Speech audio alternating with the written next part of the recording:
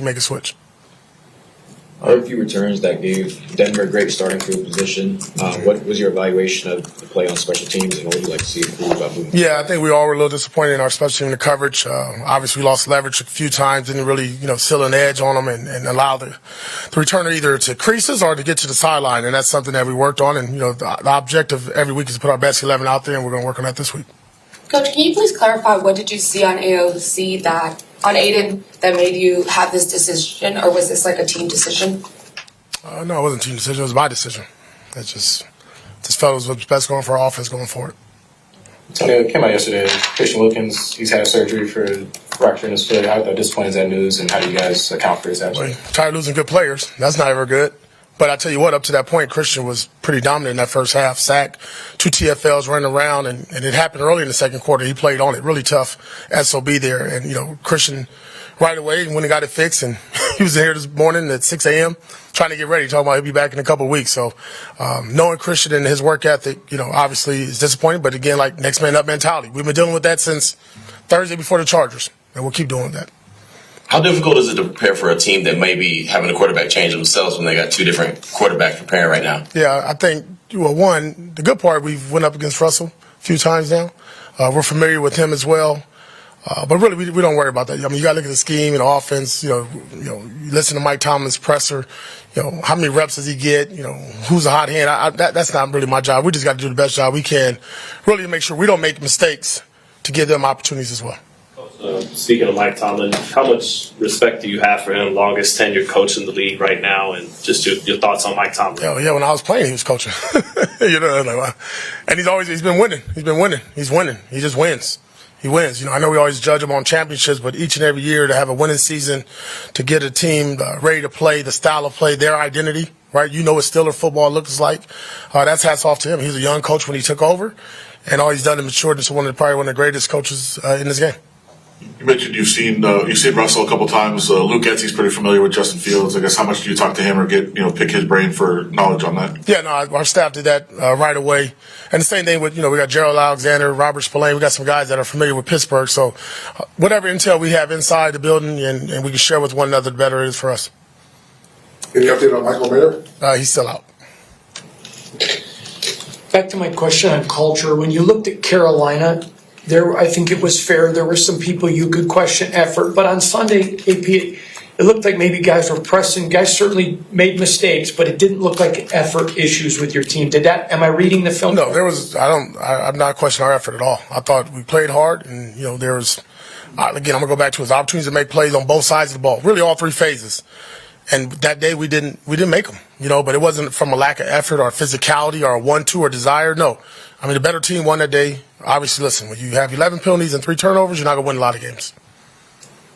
You talk about next man up a lot. Do you like the complementary pieces around Aiden to help him now that he's going to be re-energized into the spot? Yeah, I mean, the same pieces are there. Obviously, we're missing a couple guys. But, listen, Aiden was with the same group just about 5 weeks ago. Right, battling. So I don't really see it as an issue or anything. Aiden's been a pro this entire time. As Gardner was a backup, as he was a backup to Gardner, he was very encouraging, very positive, brought a lot of energy, did a hell of a job for us on the scout team, and he's ready to go. How did Gardner handle the news? Like a pro. How do you clean up the penalties? Because that's something that you guys weren't doing before. Those are pre-snap penalties, right? We had 11, 6 of them was pre-snap or post-snap penalties. That's focus, that's attention to detail. And there was 2 on coaches, right? We had 12 men on the field. That's embarrassing. Embarrassing on me, embarrassing on our defensive staff, and we cleaned that up. Well, Jaden Daniels, as well as you know him, why do you think, what is it about him, why he's doing so well? He's a good football player. What else? He's a really good football player. He's good. That's why he went number 2 overall. On the Davante Adams situation, and how quickly do you want to get a resolution to this so you can kind of move on? Well, the update, Davante's doing well. Hamstring's getting there. He's getting closer and closer to get back on the field, on the practice field, and good spirits. We talked, so everything's good. Do you see any scenario where he can return to the Raiders? He's still a Raider. He's never not been a Raider. Yeah, actually playing again for the Raiders. He's still a Raider. When he's healthy and he can play, we'll play him. He's just not healthy right now. And he's getting closer, though. That's the good part. He's working every day to get that hamstrings right. He's in the right headspace mentally. Like I said, we talked recently and had a good conversation, and he's ready to play football. Has he been rehabbing here at the facility, Antonio? Yes. Seen him here?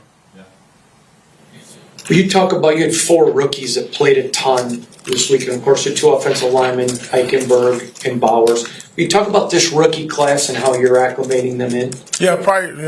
I didn't think we had 4 in week 5, but really, I'll give a lot of credit to the 2 linemen.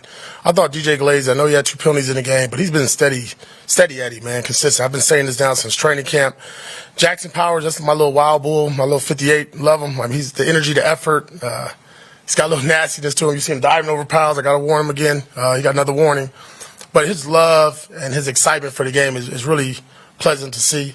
Brock Bowers is a superstar. We said that, and I don't think I'm putting a label on him. I think it's real. We see it, and all he does is show up and make plays. And then Tommy, I thought it was a really good experience for Tommy to go in there and start and play a full game and prep like a starter and understand, like, you think you're ready until you got to play, 50, 60 snaps, and there's a lot of things you can still work on, like we all did as rookies, myself included when I played, and just, things you can learn from. But I love the experience because if you get a healthy Diablo back, that experience Tommy got on playing defense is going to make us a better special teams unit. So I'm really pleased with those 4 gentlemen. What have you seen in Aiden O'Connell from last year to this year and the progression that he's had as a quarterback that gives you confidence in him for this week? Yeah, way more vocal. Just vocal confidence. Out of that shell, not looking like a rookie no more, not acting like a rookie no more. He has a certain presence about himself. And it's not so outgoing where you'll just notice it. But, if you've been around him enough, he's definitely speaking up a lot more. I love how he walks around the building. Like I said, really what I respected the most is when we named Gardner the starter, he said, all right, I'm going to be the best scout team quarterback possible. And he was lighting our ass up, right? And every day he gave us the best look. And he walked around with a smile on his face. And if you remember the Baltimore game, him and Jackson Powers were sitting there rallying the troops and pumping up. And he was just a great teammate. So all those things factor into decisions. That's good. Okay. All right, guys. Thank you, Coach.